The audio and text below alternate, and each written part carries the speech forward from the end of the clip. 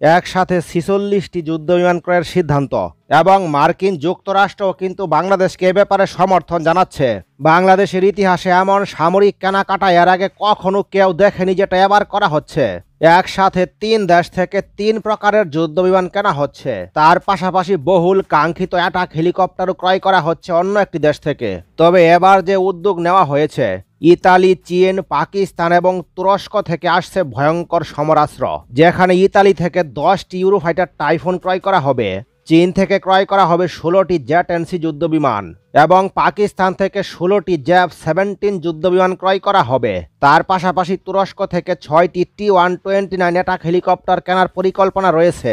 অর্থাৎ 3 প্রকারের যুদ্ধবিমান 3 দেশ থেকে ক্রয় করা হবে এবং তার পাশাপাশি তুরস্ক থেকে শক্তিশালী অ্যাটাক হেলিকপ্টারও ক্রয় করা হবে। বাংলাদেশের ইতিহাসে এমন সামরিক কেনাকাটা এই প্রথম দেখা যাচ্ছে। আর এই যুদ্ধবিমানগুলো এবং অ্যাটাক হেলিকপ্টার মোতায়েনের জন্য বিমান ঘাঁটি প্রয়োজন, যার জন্য কয়েকটি বিমান ঘাঁটিকে সম্প্রতি আধুনিকায়নের কাজ চলমান। তারপরেও রাজনৈতিক দলগুলোর হস্তক্ষেপ যুদ্ধবিমান ক্রয়ে বড় ভূমিকা রাখতে পারে। ক্ষমতায় গেলে কারা সামরিক বাহিনীকে গুরুত্ব দিবে? কারণ বাংলাদেশ সামরিক বাহিনীর সক্ষমতা নিয়ে আজ ভরসা করা যাচ্ছে না। এতগুলো সরকার ক্ষমতায় এলো আর গেল, তারা সবাই বিমান বাহিনীকে তামাশার পাত্রে পরিণত করেছে। সমরাস্ত্র ক্রয়ের প্রতিশ্রুতি দিলেও সাধারণ জনগণ আর বিশ্বাস করতে পারছে না, কারণ তারা চায় বিমান বাহিনী বহরে আধুনিক ফাইটার যুক্ত হোক। তবে বাস্তবে তেমন কিছুই যুক্ত হচ্ছে না।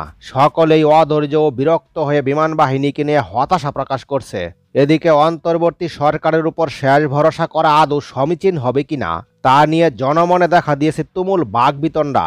একটা পক্ষ বিশ্বাস করছে অন্তর্বর্তী সরকারের প্রতিশ্রুতি মিথ্যা হবে না, আরেকটা পক্ষের কাছে যুদ্ধবিমান কেনার বাজেট নিয়ে অন্তর্বর্তী সরকারের প্রতিশ্রুতি মূল্যহীন মনে হচ্ছে।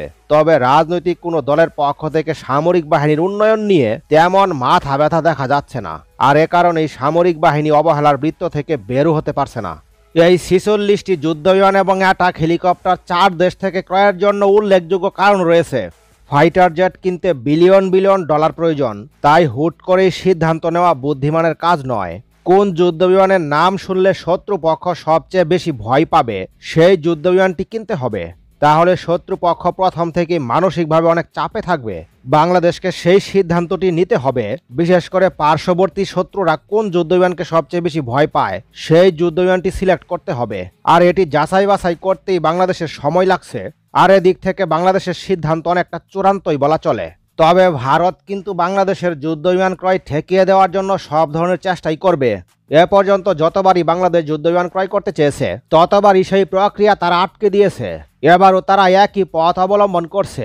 বাংলাদেশের এই যুদ্ধবিমান ক্রয় তারা আসলে আটকে দিতে পারবে কিনা, নাকি নির্বাচনের আগে যুদ্ধবিমান ক্রয় করে দেখিয়ে দিবে বাংলাদেশ বিমান বাহিনী? সামরিকভাবে যদি বাংলাদেশ আরও শক্তিশালী হয়, তাহলে ভারতের নিরাপত্তার জন্য অত্যন্ত চ্যালেঞ্জিং ব্যাপার হয়ে যাবে।